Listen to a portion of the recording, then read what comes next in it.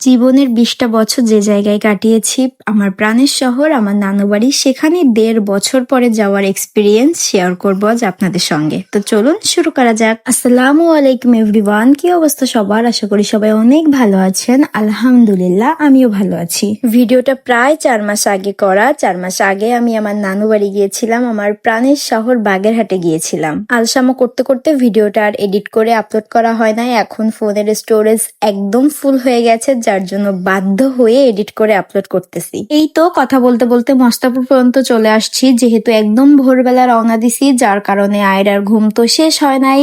আয়রা বাসে ওঠার কিছুক্ষণ পরেই ঘুমায় যায়, এবং সব থেকে প্লাস পয়েন্ট হলো আয়রা সারা রাস্তা ঘুমাইছে, একটু ডিস্টার্ব করে নাই। একদম যখন বাস থেকে আমরা নামবো তখনই ও ঘুম থেকে উঠছে। আমি সারা রাস্তা খুব এনজয় করতে করতে যাচ্ছিলাম, কারণ সবকিছু চেনা। এই তো এটা কিন্তু মোল্লারহাটের ব্রিজ, মানে বাগেরহাটে আমরা অলরেডি চলে আসছি।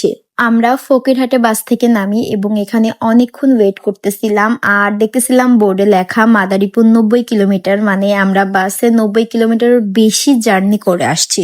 আমরা কিন্তু এখানে বেশ অনেকক্ষণ বসেছিলাম, প্রায় আধা ঘন্টা, কিন্তু আমাদের একটু ক্লান্ত লাগতেছিল না, কারণ নিজের শহরে যাচ্ছি।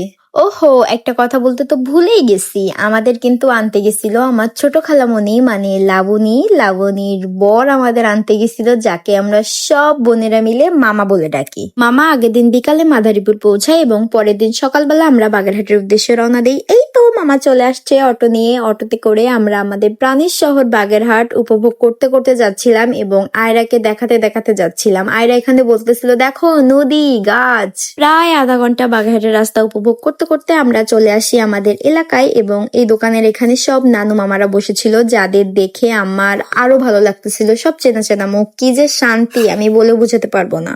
একদম বাসার সামনের গলিতে আমাদের অটোতে নামায় দেয়, এবং এখান থেকে আমাদের হেঁটেই যেতে হবে। হেঁটে যেতে ১ মিনিট কি ১.৫ মিনিট লাগবে। তো এখানে আমি লাগেজ নিয়েছিলাম এবং মামা আর যত ব্যাগ ছিল সেই ব্যাগগুলো নিচ্ছিল।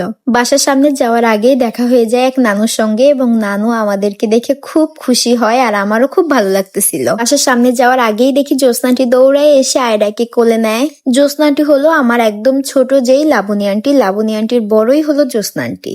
এই বাড়িটা দেখে যে আমার কি শান্তি লাগতেছিল। আমার নানুর রাজপ্রাসাদ না থাকলেও এই ভাঙা বাড়িতেই আমরা সবাই খুব বেশি শান্তি পাই। আমি আগেই বলেছিলাম, হয়তো আমাদের সব কয়টা বোনের একটাই ভাই, এই যে ও, আর ওর নাম হলো নাফিউ। আমাকে দেখেই আগে একটা দৌড় দিছে। নানু বাড়ি বেশ কিছুক্ষণ রেস্ট নিয়ে এবং নানু বাড়িরই গাছের কাঁচা কিছু আম নিয়ে আমরা চলে যাচ্ছিলাম আমাদের সেজো খালামণি নার্গিস আন্টিদের বাসায়। নার্গিস আন্টিদের বাসা আমাদের বাড়ি থেকে প্রায় ৪ কি ৫ মিনিট হাঁটলেই যাওয়া যায়, যার জন্য আমরা হেঁটে হেঁটেই যাচ্ছিলাম।